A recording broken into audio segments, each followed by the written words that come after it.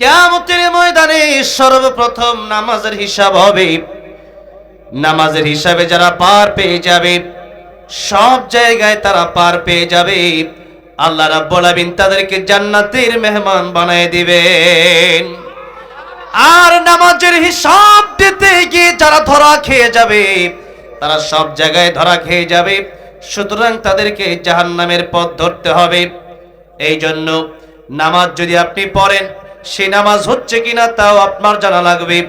নামাজ যদি আপনি পড়েন, ওযু ছাড়া যেমন নামাজ হয় না, ঠিক তেমনি ভাবে নামাজ ভঙ্গের কারণ 19টি। তার মধ্যে প্রথম কারণ হচ্ছে নামাজে অশুদ্ধ পড়া। নামাজে কি পড়া? অশুদ্ধ পড়া। এখন নামাজ ভঙ্গের কারণ 19টা, প্রথম কারণ অশুদ্ধ পড়া। এটা আপনি আজকে জানলেন। এখন থেকেও যদি আপনি কোরআন না শিখেন, কিয়ামতের ময়দানে আল্লাহ যদি জিজ্ঞাসা করে নামাজ পড়েছো? হ্যাঁ নামাজ পড়েছি। নামাজ তো হয় নাই। কেন নামাজ হয় নাই? কারণ কোরআন শরীফ আপনি শুদ্ধ করে শিখতে পারেন নাই। আর কোরআন শরীফ যারা শুদ্ধ করে তিলাওয়াত করে, কোরআন তাদেরকে লানত দেয়। কি দেয়?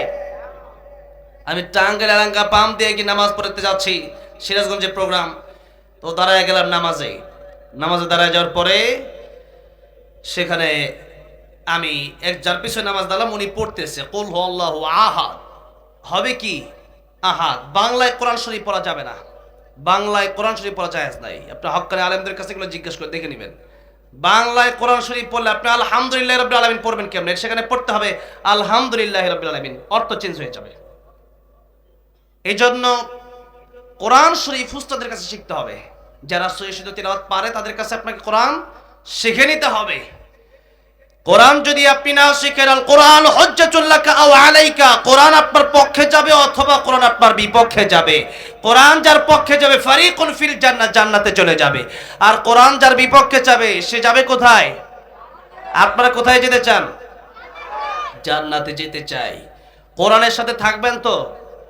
কোরআনের সাথে থাকতে হবে। কোরআন শুধু মসজিদ মাদ্রাসায়, হ্যাঁ, সব জায়গায় কোরআনের এই রাজ কায়েম করতে হবে। কোরআনের আইন বাস্তবায়ন করা দরকার আছে না নাই? আছে। গত 16 বছর কি কোরআনের আইন দিয়ে দেশ চলছে? হ্যাঁ, চলে নাই। আলহামদুলিল্লাহ। এখন এখানে বিএনপি নেতা কর্মীরা যারাই আছেন, আমরা এক হয়ে ওয়াতাসিমু বিহাবলিল্লাহি জামিআন ওয়া লা তাফাররাকু, আমরা এক এবং এক হয়ে আল্লাহর কোরআনকে দেশে প্রতিষ্ঠা করতে চাই। রাজি আছেন না নাই? কারা কারা রাজি আছেন? তো হাত দেখতে চাই। লিল্লাহি তাকবীর, লিল্লাহি তাকবীর। হাত নামান, আল্লাহ কবুল করেন। জোরে বলেন আমিন। কোরআনের পক্ষে থাকবেন তো? কোরআনের পক্ষে থাকতে হবে। কোরআনের পক্ষে যদি থাকেন, তাহলে কিয়ামতের ময়দানে কোরআন চলে আসবে আপনার পক্ষে। নবী বলেছেন আল কোরআন হুজ্জাতুল লাকা ওয়া আলাইকা, কোরআন তোমার পক্ষে থাকবে অথবা তোমার বিপক্ষে থাকবে। কোরআন যদি পক্ষে থাকে, আল্লাহ বলেন আমি জান্নাত দিয়ে দেব। সুবহানাল্লাহ বলেন। কোরআন শরীফ এসেছে এই পৃথিবীর মানুষকে জাহান্নাম থেকে জান্নাতে নিয়ে যাওয়ার জন্য। আর কোরআন শরীফ যারা শিখবে, এরাই প্রকৃত মানুষ। এরা কি? প্রকৃত মানুষ। আল্লাহ বলছেন আর রহমানু আল্লামাল কুরআন খালাকাল ইনসান। আর রহমান দয়াময় আল্লাহ। আর রহমান মানে কি? দয়াময় আল্লাহ। আল্লামাল কোরআন, যিনি কোরআন শিখালেন, খালাকাল ইনসান, যিনি মানুষ বানালেন। আচ্ছা, আল্লাহ যে বললেন আগে কোরআন শিক্ষার কথা আগে বললেন, তারপরে বলেন আমি আল্লাহ মানুষ বানালাম, তার মানে এখান থেকে স্পষ্ট আপনাকে বুঝে নিতে হবে আল্লাহ প্রথমেই বলছেন আর রহমান মানে আমি আল্লাহ তোমাদের উপর দয়া করেছি, আমি দয়াময় আল্লাহ, আমি করুণার আধার। আল্লাহ দয়া মায়া ছাড়া 1 মিনিট আমরা চলতে পারবো? আল্লাহ এত দয়া করেছেন বিদায় কোরআন শরীফের এই সূরা রহমানে আল্লাহ রাব্বুল আলামিন বেশি বেশি কোন আয়াতটা বর্ণনা করেছেন? বলেছেন কোন আয়াত? হ্যাঁ, ফাবিআই আলাই রাব্বিকুমা তুকাদ্দিবান। আল্লাহ বলছেন আমার কোন কোন নিয়ামতকে তোমরা অস্বীকার করবা? আছে অস্বীকার করার কোন নিয়ামত আছে? ওয়া ইন তাউদ্দু নি'মাতাল্লাহি লা তুহসুহা। তোমরা আমার নিয়ামত গণনা করতে করতে করতে করতে জীবন পার হয়ে যাবে, আমার নিয়ামত তোমরা গণনা করতে শেষ করতে পারবে না। আল্লাহু আকবার। তাই আল্লাহ বলছেন লা ইন শাকারতুম লা لأزيدنكم ولئن كفرتم إن عذابي لشديد আমার নিয়ামতের শুকর আদায় করো, আমি আল্লাহ তোমাদের নিয়ামত আরো বাড়িয়ে দেব।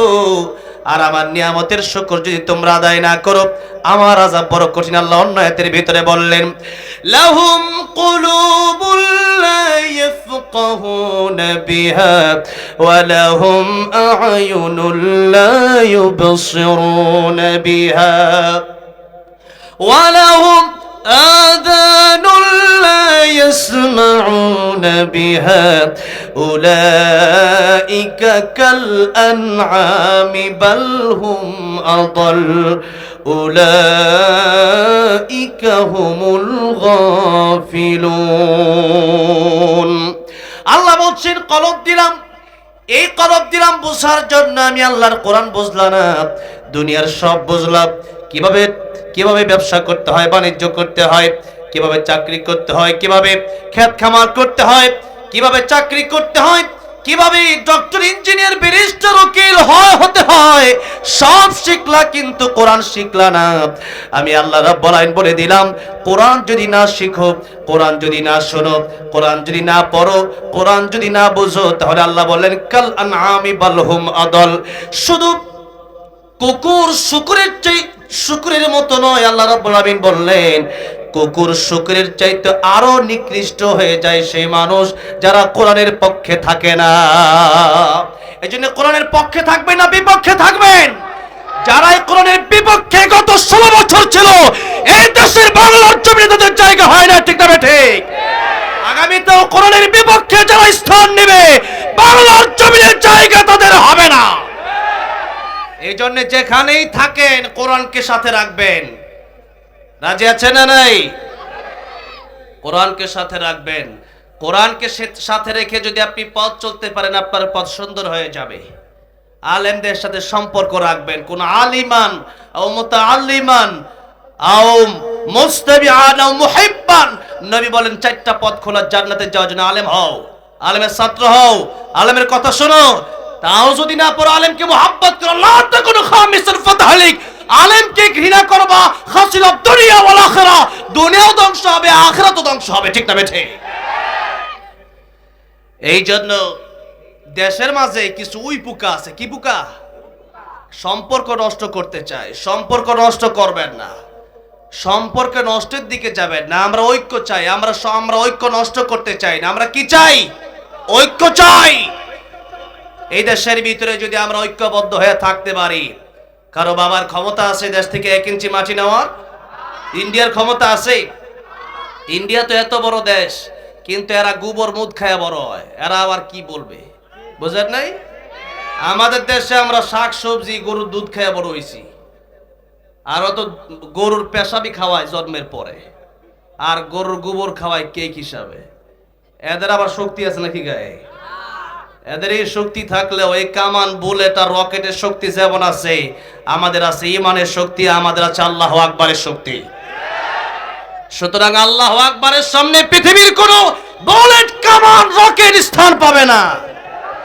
আরে ইন্ডিয়া অনেক বড় বড় কথা বলতে, সাংবাদিক একটা বের হইছে কয়েকদিন পরে পরে মিন মিন মিন মিন, সাংবাদিক ওইটা অনেক কথাই বলে।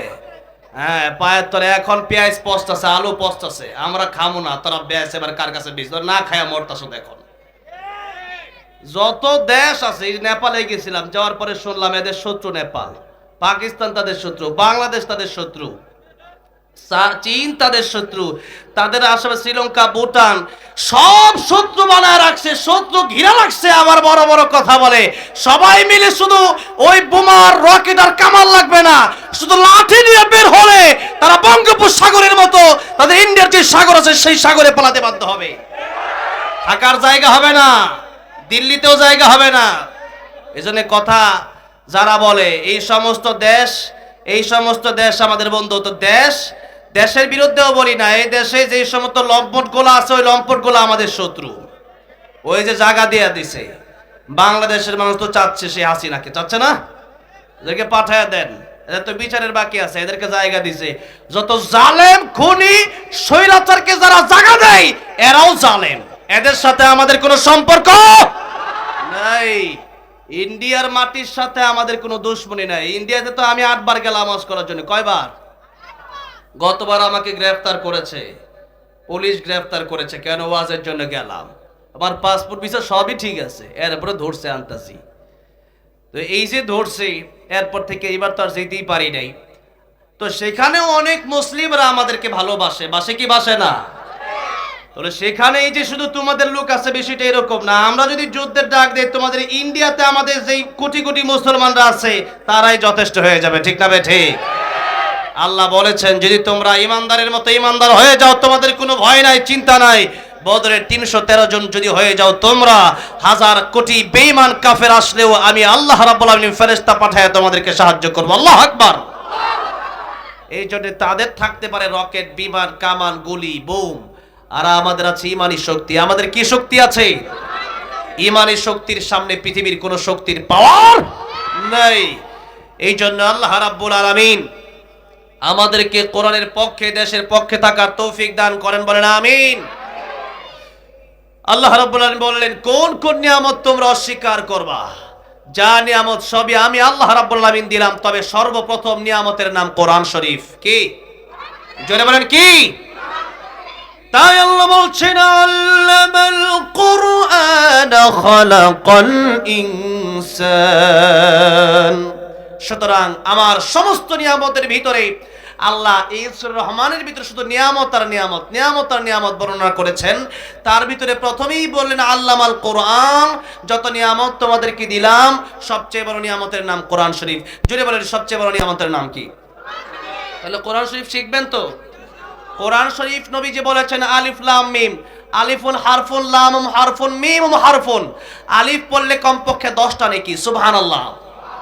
অনেকেই কথা বলে যে না বুঝে পড়লে কোরআন শরীফ সব হবে না। কারো যদি অ্যালার্জি থাকে, বেগুন যদি খায়, চুলকানি হবে না? হবে। এরপরে বিলাই সিমটি চিনেন তো? আরেকটা কি পাতা জানেন সুবাইদুল্লাহ? সূত্রা পাতা লাগায় দিছে, লাগা ধরে খালি খাত যায়, চুলকায় না?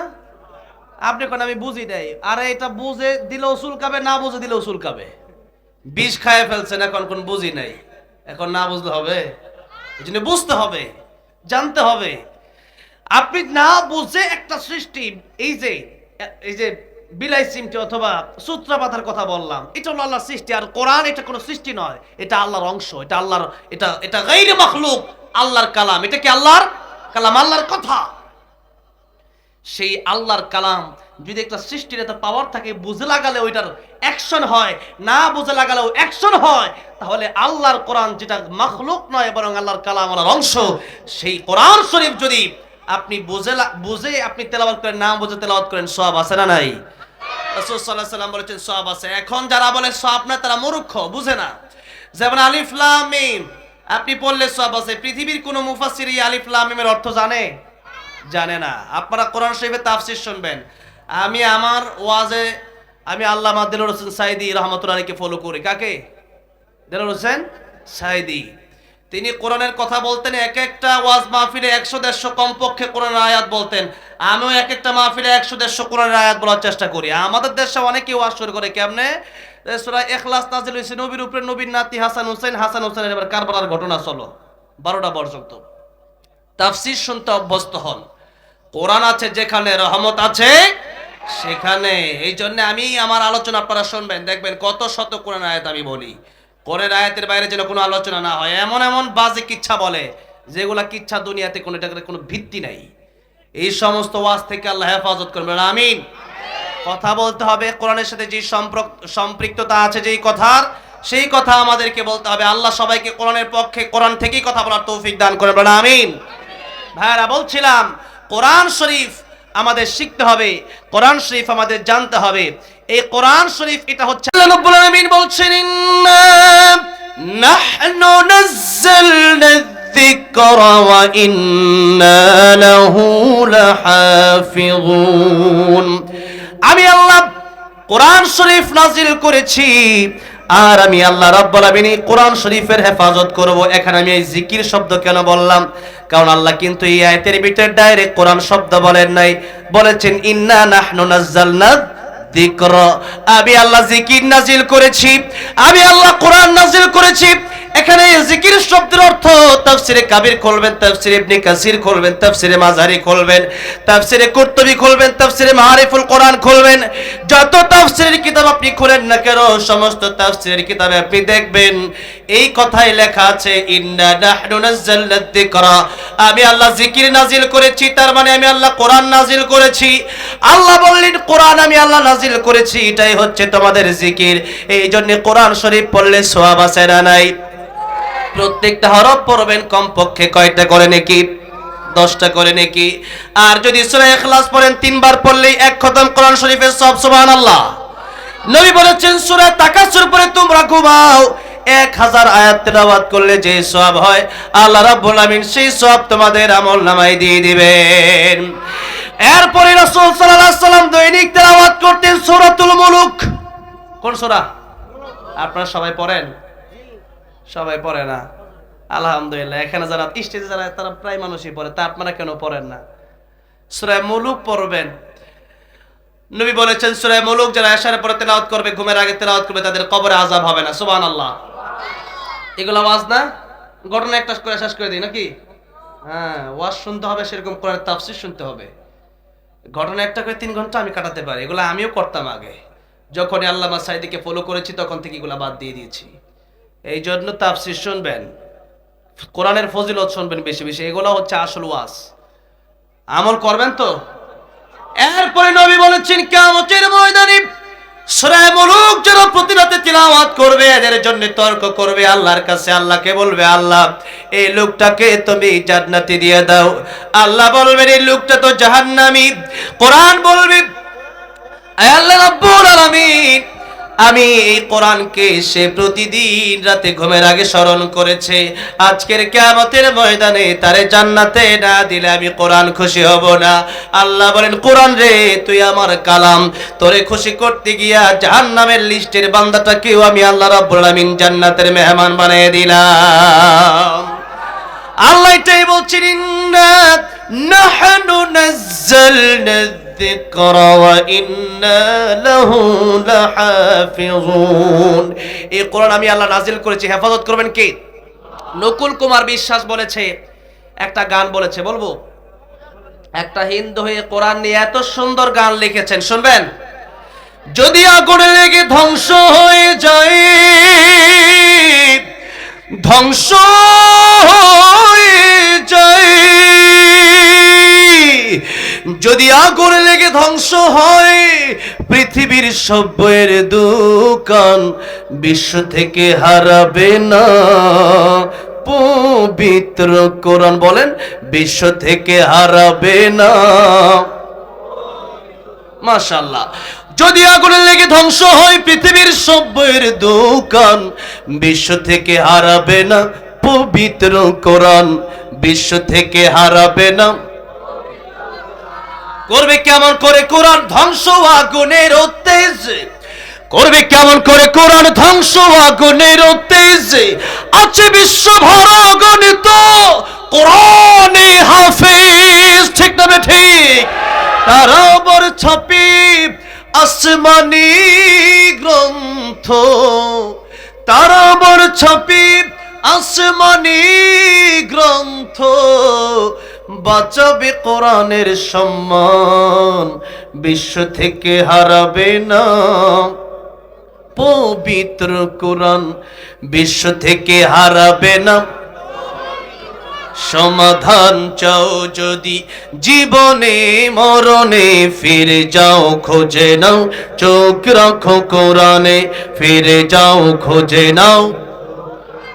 আজকে এটা ভালো লাগতেছে যে মানুষ কম, তারপরে আলহামদুলিল্লাহ এখন সবাই জবান খুলে আওয়াজ দিচ্ছেন, তার মানে বোঝা যাচ্ছে আলহামদুলিল্লাহ সলিড মানুষ পাইছি, সলিড ইমানদার পাইছি, আলহামদুলিল্লাহ বলে। তাহলে মাঝে মধ্যে একটু কোরআনের প্রেমে আল্লাহর প্রেমে একটু গাওয়া যাবে না? যাবে তো? তাহলে আমি একটু লম্বা সময় চালাতে পারবো যদি একটু হেল্প করে, একটু সহযোগিতা করেন। সমাধান চাও যদি জীবনে মরণে, ফিরে যাও খোঁজে নাও, চোখ রাখো কোরআনে, ফিরে যাও খোঁজে নাও। তবেই পাবে সুখ শান্তির ঠিকানা, তবেই পাবে সুখ শান্তির ঠিকানা, যদি মেনে নাও তুমি মনে প্রাণে সমাধান। সমাধান চাও যদি জীবনে মরণে, ফিরে যাও খোঁজে নাও চোখ রাখো কোরআনে, ফিরে যাও খোঁজে নাও। এ বাণী সকলের নয় শুধু মুমিনের, যারাই চলবে মেনে ফল পাবে কোরআনের। এ বাণী সকলের নয় শুধু মুমিনের, যারাই চলবে মেনে ফল পাবে কোরআনের। ঘরে বলো কিংবা রাষ্ট্রে বলো, ঘরে বলো কিংবা রাষ্ট্রে বলো, অশান্তি দূর করে শান্তি আনে সমাধান। সমাধান চাও যদি জীবনে মরণে, ফিরে যাও খোঁজে নাও চোখ রাখো কোরআনে, ফিরে যাও খোঁজে নাও। আমার ভাইরা, আমার মুরব্বী, দুনিয়ার যত শিক্ষা আছে সব শিক্ষার একদিন প্রাপ্তি ঘটে যাবে, সমাপ্তি ঘটে যাবে, কিন্তু একটা মাত্র শিক্ষা, যে শিক্ষা আপনি যদি শিখতে পারেন দুনিয়াতেও লাভ, মরণের সময়ও লাভ, কবরেও লাভ, হাসরেও লাভ। কয় জায়গায় লাভ বললাম? জীবন কয় জায়গায়? 4 জায়গায়। আপনাদের কষ্ট তো হচ্ছে না? এতক্ষণ সময় যে আজকে প্রধানমন্ত্রী থাকবে আমি খুব খুশি হয়েছি, আমি তো অবাক হয়ে গেলাম।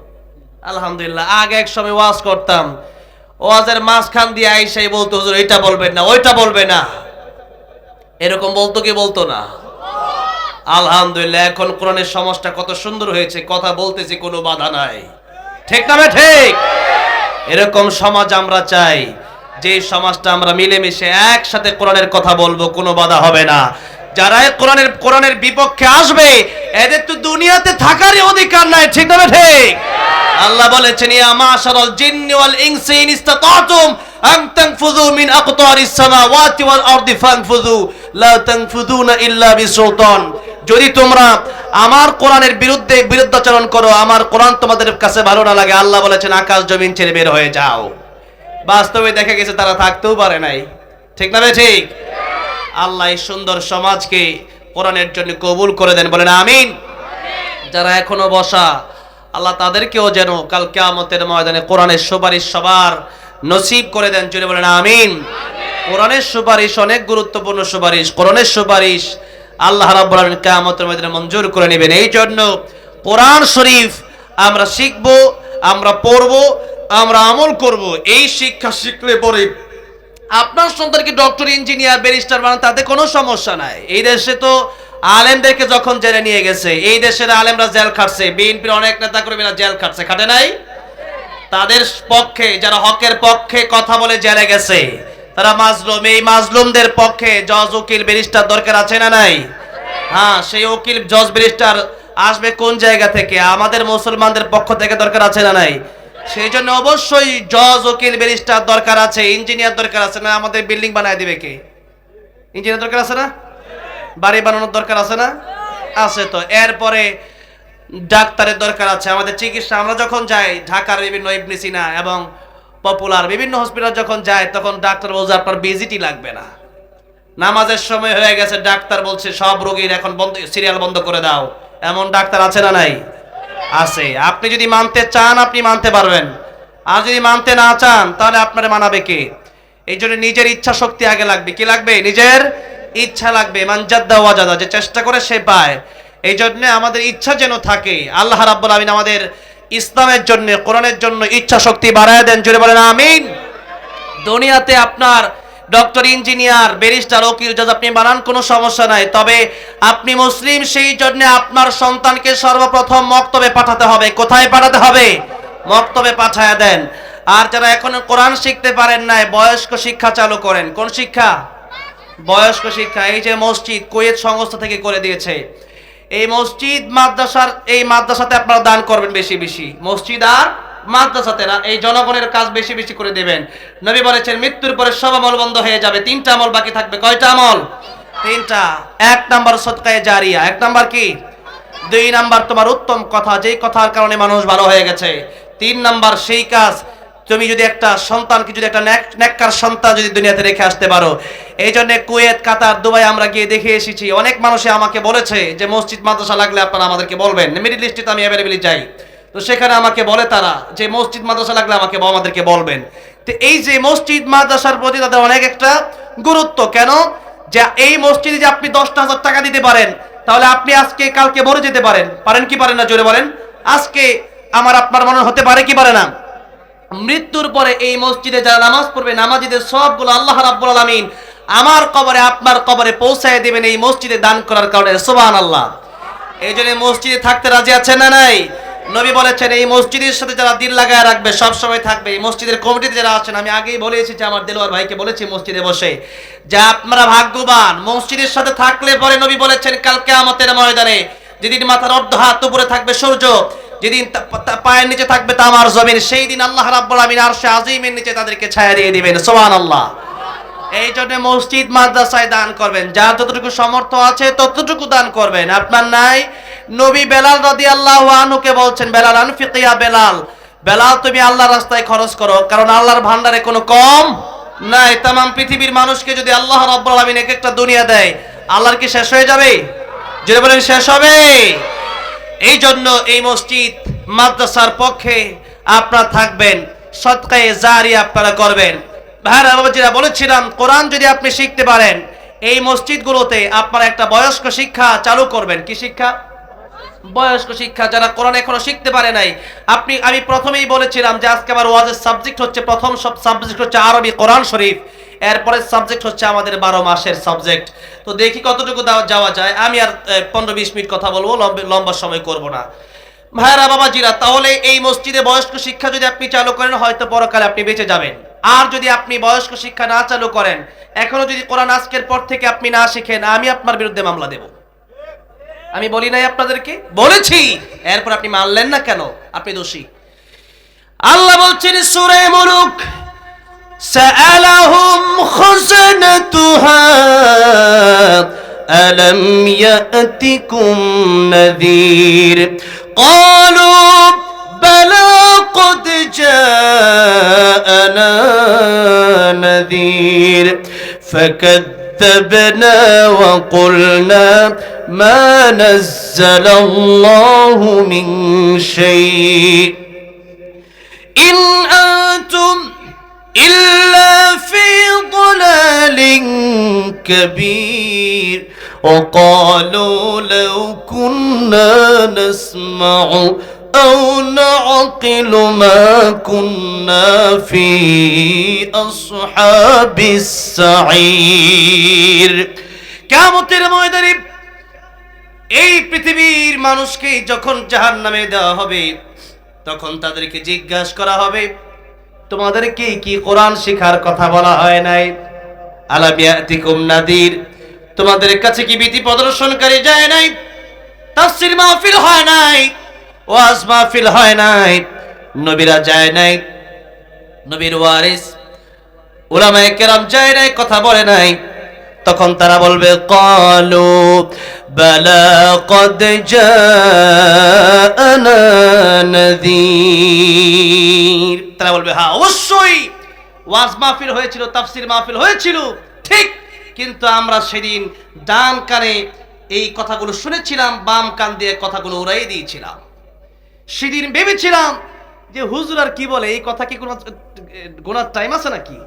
এই যে গোনেন নাই, এই না গোনার কারণেই আপনাকে জিজ্ঞাসা করা হবে সেদিন কেন শোনো নাই।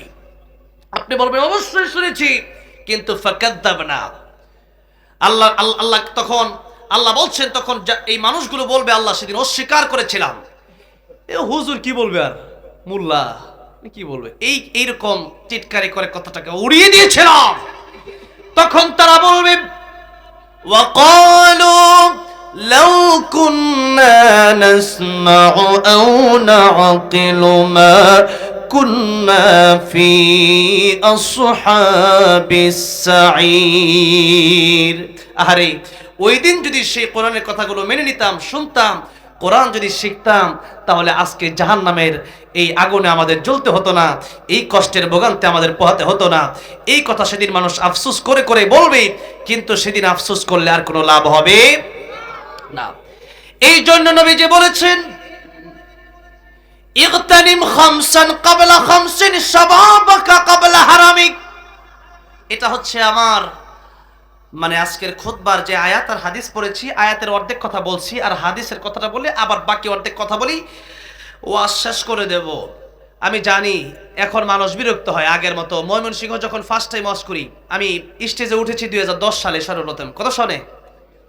তখন জাতীয় পুরস্কার পেয়েছিলাম ইসলামিক ফাউন্ডেশন থেকে এবং বিভিন্ন টেলিভিশন থেকে আমাকে পুরস্কৃত করা হয়েছিল। সেই জাতীয় পুরস্কার পাওয়ার পর থেকে মোটামুটি স্টেজে তেলাওয়াত করি। এরপরে ওয়াজের বয়স মোটামুটি 6-7 বছর। তাফসির যখন বলি তখনই কোরআন তেলাওয়াত করি, এই তাফসির করি, এই ওয়াজ মাহফিলে এসেছি। তো এই যে আমাদের এই সময়টা, এক সময় যখন ময়মনসিংহে ফার্স্ট টাইম আলোচনা করতে গেলাম ভালুকা 30 সাল ওইদিকে, তখন আমাকে বললো হুজুর গফরগাঁও একটা মাহফিলে গেলাম। তখন আমাকে মানে আগে মানে শিশু বক্তা যেটা বলে এটার পক্ষে আমি না, এটা সম্পূর্ণ বিপক্ষে। শিশু বক্তা ওয়াজ করবে কেন? শিশু বক্তা কোনো ওয়াজ করবে না, যারা আলেম হবে তারাই ওয়াজ করবে। এদেশে শিশু বক্তা আছে? শিশু বক্তা কোনো শিশু বক্তা নাই। তারপর ওই সময় মানুষ একটু বয়স কম, দাঁড়িয়ে উঠে না, এখন 25 বছর, তাও অল্প কিছু উঠছে আর কি। আর আমার এই যে এইগুলো, এই যে এরা আমার সমবয়সী, এরা ফুফাতো ভাই, আমার স্বাস্থ্য ভাইয়েরা, তো এদের দাড়ি মারি উঠে আর 3-4 বছর উঠছে, আমার উঠে নাই আর কি। তো যাই হোক, তো ওই সময় থেকে আমাকে নিয়ে গেছে, বলছে হুজুর ঘুমায় পড়ে। আমি বললাম কি বলেন কি, 9টা বাজে ঘুমাবো মানে? ওয়াজ দিবেন কয়টায়? বললো আরাম করে ঘুমান, আপনি প্রধান বক্তা, সবার শেষে আপনার সবার শেষে কয়টায়? 7টায় তবারক দেওয়া হবে, তখনই আপনার বয়ান হবে। কথাটা বোঝেন নেই? কিন্তু সেই সময় আর এখন নাই। এখন মানুষ কাজে করবে, টাইমের এই টাইম মেনটেনটা আমাদের একটা গুরুত্ব দিতে হবে। টাইমের ব্যাপারে আমরা গতকালকে সিরাজগঞ্জে প্রোগ্রাম ছিল, সেখানে গিয়ে শাহজাদপুর, সেখানে গিয়ে বলে এসছি যে এই টাইমে আপনারা গুরুত্ব দিবেন।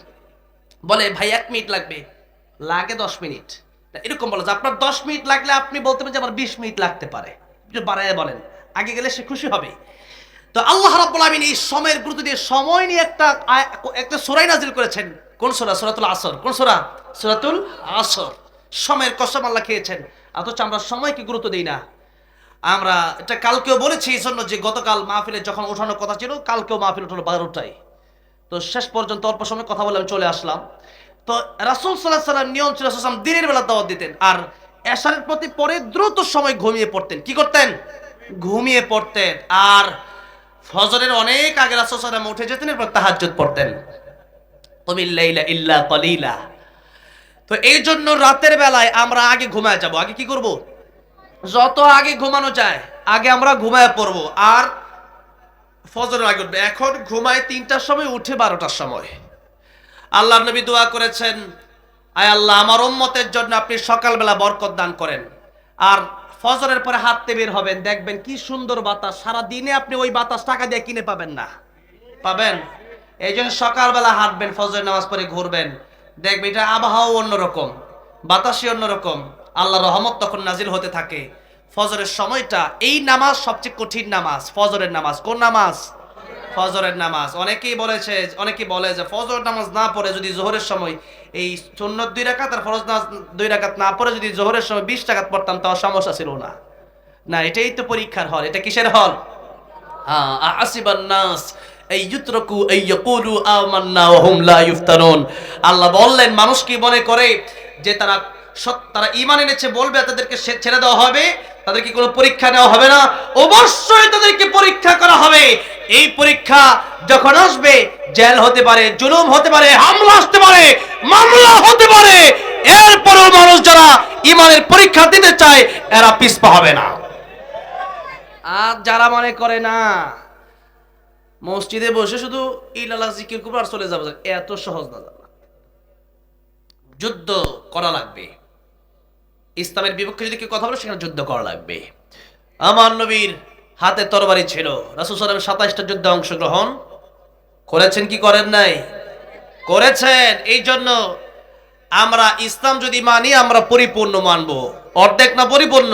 ইয়া আইয়ুহাল্লাযীনা আমানু উদখুলু ফিস সিলমি কাফা ওয়ালা তাত্তাবিউ খুতুওয়াতিশ শাইতান ইন্নাহু লাকুম আদুউম মুবিন। এই জন্য যখন যেই পরীক্ষা আসে সেই পরীক্ষায় আমাদের পাস করার জন্য প্রস্তুতি নেওয়া লাগবে। আপনি যদি মনে করেন শুধু জিকির করে জান্নাতে চলে যাবে, এত সহজ নয়। আইনুদ্দিন আল আজাদ রাহমাতুল্লাহ আলাইহি চেনেন? হ্যাঁ, এদেশের বিপ্লবী একজন ইসলামী সঙ্গীত শিল্পী ছিলেন। ওনার মতো ইসলামী সঙ্গীত শিল্পী আর আসবে না। উনি একটি সঙ্গীতে বলেছিলেন, বলবো? তিনি বলেছিলেন, মসজিদের কোণে বসে জিকির যত করই কষে, মসজিদের কোণে বসে জিকির যত করই কষে, এভাবে যায় না পাওয়া আল্লাহকে, এভাবে যায় না পাওয়া আল্লাহকে। কি হবে বেঁচে থেকে, কি হবে বেঁচে থেকে, অযথা বিদ্যা শিখে যদি না গড়তে পারি শোষণবিহীন সমাজটাকে। কি হবে বেঁচে থেকে, কি হবে ছাত্র সেজে চুমু খেয়ে সনদ খানো, যদি হয় বিদ্যালয়টা পতিতাদের আড্ডাখানা।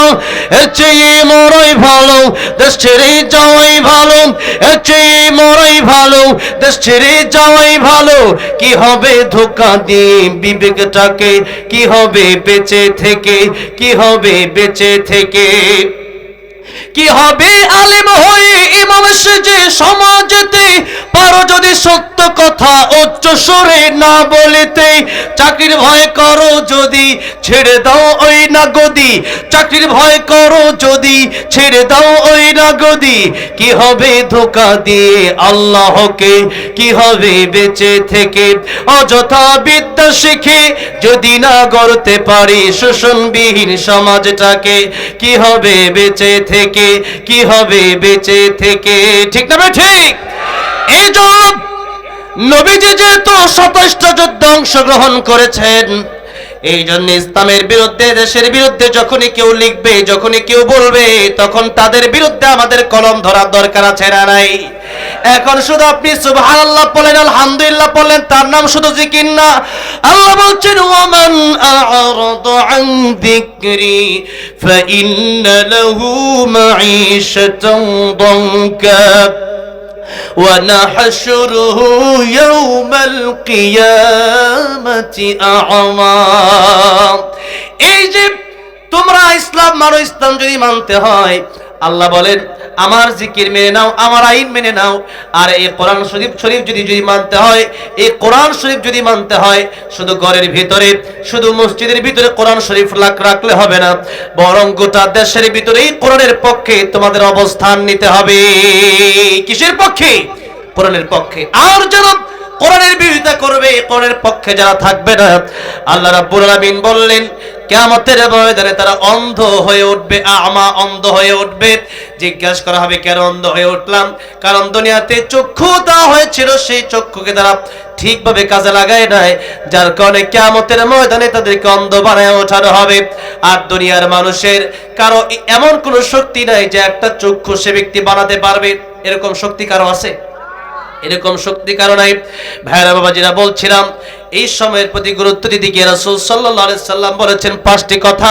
এই 5টি কথা শেষ করে আলোচনার শেষ মুহূর্তে, শেষ দিকে আমি ইতি টানবো। নবীজি বললেন ইগতারিম খামসান ক্বাবলা খামসিন শাবাবাকা ক্বাবলা হারামিক। নবী বললেন তোমরা 5টা সময় আসার আগে 5টা সময়কে তোমরা গনিমত মনে করো, মূল্য দাও। 1 নম্বর নবী বললেন যৌবনকাল থাকা অবস্থায় তোমরা মূল্য দাও বৃদ্ধ হওয়ার আগে। কোন সময়কে? যৌবনকালকে। কারণ এই যৌবনকাল চিরদিন থাকবে না। থাকবে? এই যৌবনকাল চিরদিন থাকবে না। এক সময় দেহে শক্তি থাকবে না, এক সময় বৃদ্ধ হয়ে যাওয়া লাগবে। তা তো পরের কথা। যৌবনকাল থাকা অবস্থায় মরণ আসতে পারে কি পারে না? পারে কি পারে না? আমার মরণ আসিবে কখন কেউ তো জানে না, আমি চলে গেলে আমায় তোমরা ভুইলা যাইও না, আমি মরে গেলে আমায় তোমরা ভুইলা যাইও না। আমার মরণ আসিবে কখন কেউ তো জানে না, আমার মরণ আসিবে কখন। এই দুনিয়া চিরজীবন থাকার জায়গা না, অন্ধকার কবর যে আমার আসল ঠিকানা। সবাই রেখে আমায় চলে যাবে, সঙ্গী হবে না, সবাই রেখে আমায় চলে যাবে, সঙ্গী হবে না। আমার মরণ আসিবে কখন কেউ তো জানে না, আমার মরণ আসিবে কখন, কার মরণ কোন দিন আসবে পৃথিবীর কোনো মানুষ জানে না। সুতরাং আল্লাহর নবী নিজেও বললেন, নবীর কাছে মালাকুল মউত আসলে অনুমতি লাগে 3 বার অনুমতি নিলেন। কয়বার? দরজায় ঢোকার আগেই বললেন আসসালামু আলাইকা ইয়া রাসূলুল্লাহ।